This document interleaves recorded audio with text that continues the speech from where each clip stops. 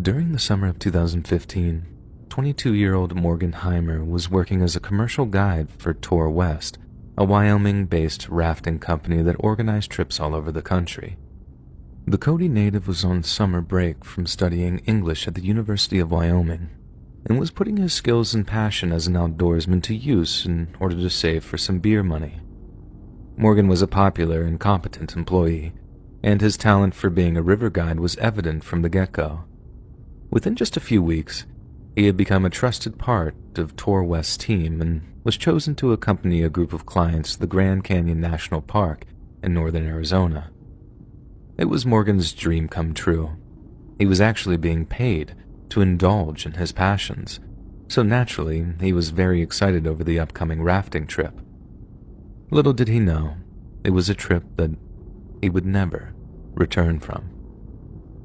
June 2nd of 2015 marked the 6th of 8 days rafting down the Colorado River, and it had been smooth sailing thus far.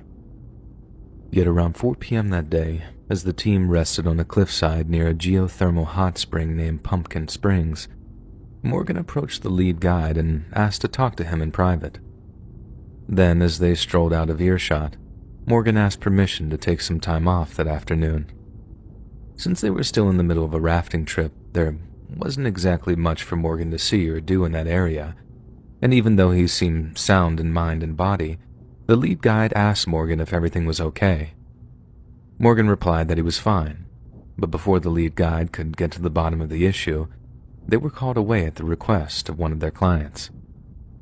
After telling Morgan that they'd continue the talk after seeing to their clients, the lead guide started making his way back towards the group. He was expecting the young college student to follow him, but when he turned around, Morgan was gone.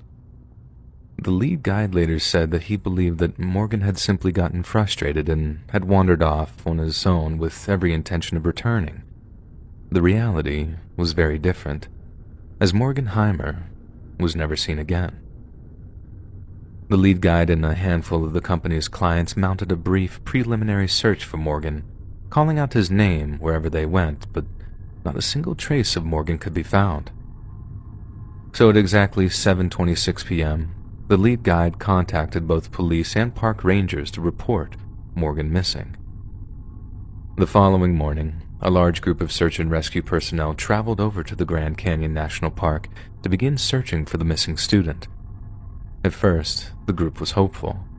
Morgan's physical fitness and his knowledge of the outdoors meant that he had a better chance than most at surviving the wilderness. But after 48 hours of Morgan's continued absence, they began to fear the worst.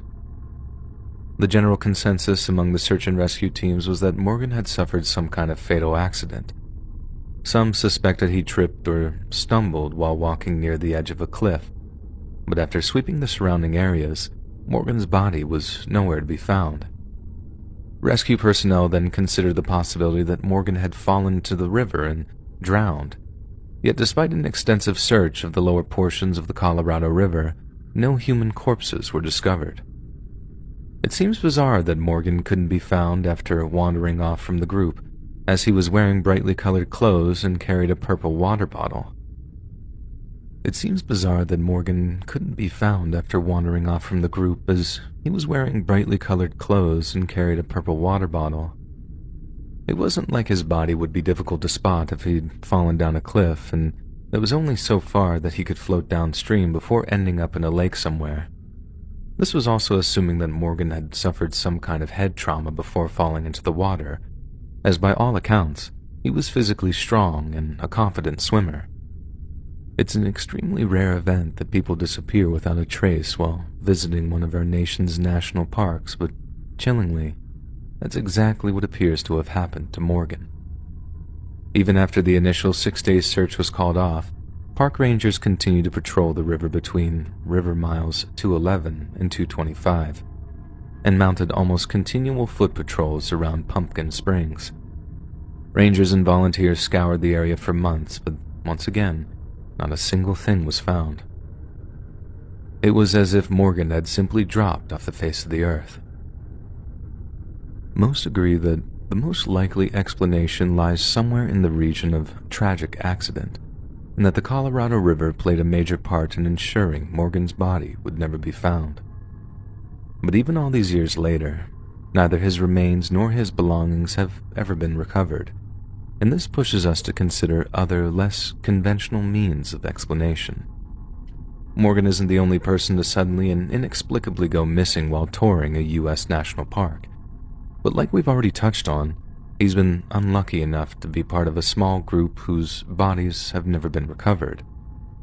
Although many like to suggest that the park's wildlife would quickly and savagely dispose of any human remains, scavengers are unlikely to consume a maroon baseball cap or a purple water bottle, both of which were in Morgan's possession at the time of his disappearance. So, if Morgan's remains are lying at the bottom of the Colorado River, and they weren't recovered from the surrounding national park, where exactly did he go? It's not out of the realm of possibility that Morgan Heimer simply walked to the nearest highway, hitched a ride to the Mexican border, and started a new life for himself south of the border. But if that is what happened, he's yet to contact a heartbroken family who have publicly pleaded with him to get in touch on several different occasions. Beyond this, the only explanations are as preternatural as they are terrifying.